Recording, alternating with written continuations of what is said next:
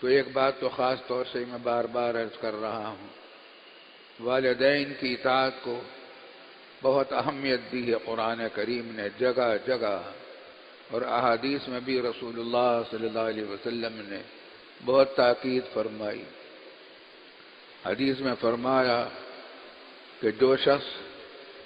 اپنے والدین کے ساتھ دنیا میں بدسلوکی کرتا ہے، آخرت میں جو عذاب ہونے والا ہے وہ تو ہوگا اگر معاف نہ کیا، لیکن دنیا میں بھی اللہ تعالیٰ ایسے کو سزا دے دیتے ہیں جو اپنے والدین کی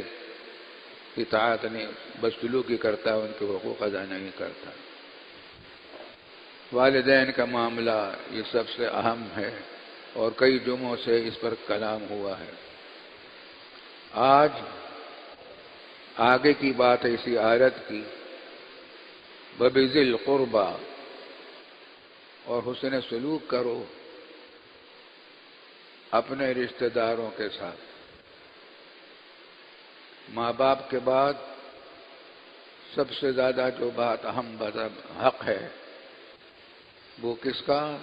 رشتہ داروں کا، صلہ رحمی کا۔ جتنا قریبی کوئی رشتہ دار ہے اس کا حق بھی اتنا ہی زیادہ ہے۔ ماں کے خالہ کے بارے میں فرمایا کہ خالہ جو ہے بمنزلۃ الام، ماں کے درجے میں ہے، اس کا جو درجہ ماں کا ہے وہ خالہ کا بھی ہے۔ اور ماں کے بارے میں فرمایا کہ ان الجنۃ تحت اقدام الامہات، جنت ماؤں کے قدموں کے نیچے ہے، تو خالہ کا درجہ بھی تقریباً ایسا ہی ہے، ماں کی طرح ہے، ماں کی برابر ہے۔ اسی طریقے سے چچا کے بارے میں فرمایا کہ تمہارے جو چچا ہیں وہ تمہارے باپ کے مثل ہیں، ایک ہی باپ کے دونوں بیٹے ہیں، ایک بیٹا تمہارا باپ ہے اور دوسرا بیٹا تمہارا چچا ہے، تو اس کا درجہ بھی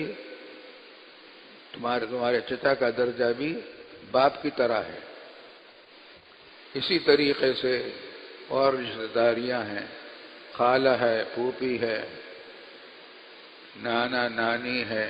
دادا دادی ہیں، وغیرہ وغیرہ تفصیلات ہیں۔ اس میں بھی بڑی اہمیت کی بات ہے، اور وہ یہ کہ آج کل ہمارے ہاں تو الحمدللہ ہمارے وطن میں، مسلمانوں کے ملک میں تو رشتہ داروں کے حقوق ادا کرنے کی کوشش کی جاتی ہے، لیکن ایک وبا پھیلی ہوئی ہے یورپی مغربی ممالک میں کہ 18 سال کی عمر کے بعد اولاد آزاد، ماں باپ ان سے آزاد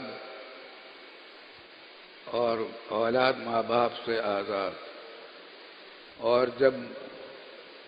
انتقال کا وقت ہوتا ہے ماں باپ کے تو بس برائے نام شرکت ہو جاتی ہے، اور بڑھاپے میں اولڈ ہوم میں داخل کر دیتے ہیں۔ بوڑھے ہو گئے ماں باپ تو ان کو اولڈ ہوم میں داخل کر دیتے ہیں، یا رشتہ دار اگر ہیں معذور ہو گئے تو قدیم بڈھوں کے رہنے کے جو مکانات بنا دیے جاتے ہیں اس میں ان کی رہائش ہو جاتی ہے تاکہ ان کی خدمت سے معذور ضرورت ہی نہ رہے۔ ہم نے ایسے وہ ادارے دیکھے ہیں امریکہ میں۔ عورتیں ہیں وہ ترستی ہیں اپنے بیٹوں کو، مائیں کبھی کسی خاص موقع پر گلدستہ لے کر بیٹے ماں کے پاس آ گئے، ماں کی خوشیاں ہو گئیں، طرح طرح کے مسائل ہیں، اور ہمارا اسلام کا تقاضا یہ ہے کہ جتنے وَقَضَىٰ رَبُّكَ أَلَّا تَعْبُدُوا إِلَّا إِيَّاهُ وَبِالْوَالِدَيْنِ إِحْسَانًا إِمَّا يَبْلُغَنَّ عِندَكَ الْكِبَرَ أَحَدُهُمَا، اگر ماں باپ تمہارے پاس بوڑھے ہو جائیں تو اب تو بہت ہی قدر و قیمت ان کی بڑھ جاتی ہے۔ ہمارے مسلمانوں میں عمر جتنی بڑھتی چلی جاتی ہے اس کی قدر و قیمت بھی بڑھتی چلی جاتی ہے، اس کا جو احترام بھی۔ اللہ تعالی ہم سب کو ان چیزوں کی فکر دے، توفیق دے۔ اگر ہر ایک اپنے رشتہ داروں کا خیال کرے تو کتنا امن و امان ہو، کتنی راحتیں ملیں۔ رشتہ داروں کے حقوق اور صلہ رحمی میں حدیث میں فرمایا رسول اللہ صلی اللہ علیہ وسلم نے کہ جو شخص اپنے رشتہ داروں کے ساتھ حسن سلوک کرتا ہے، اللہ تعالیٰ اس کو دنیا ہی کے اندر اس کی برکتیں دکھاتے ہیں۔ آخرت میں تو ثواب ملے ہی گا، دنیا میں بھی برکتیں دکھاتے ہیں۔ ہمارے والد صاحب رحمۃ اللہ علیہ ہجرت کر کے پاکستان آ گئے تھے، اور یہاں سے ہندوستان میں جو رشتہ دار تھے، ان رشتہ داروں کے جو اولادیں رہ گئی تھیں، رشتہ دار ختم ہو گئے تھے، اولادوں کی اولادیں ان کے پاس بھی پیسے بھجوایا کرتے تھے۔ گاؤں گوٹوں میں رشتہ داروں کا معاملہ بڑا اہم ہے، اللہ تعالیٰ توفیق دے۔ رشتہ داروں کے حقوق میں یہ بھی ہے کہ تم جاؤ ان کے پاس ملنے کے لیے، وہ تمہارے پاس آئیں تو تم ان کا اکرام کرو، لیکن اس میں بھی اس بات کا خیال رکھیں کہ کسی کے پاس جائیں بغیر اطلاع کے نہ جائیں، پریشانی ہوگی۔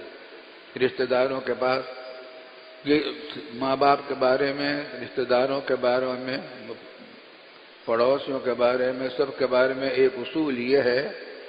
کہ راحت تو پہنچانا کی اپنی جگہ ہے،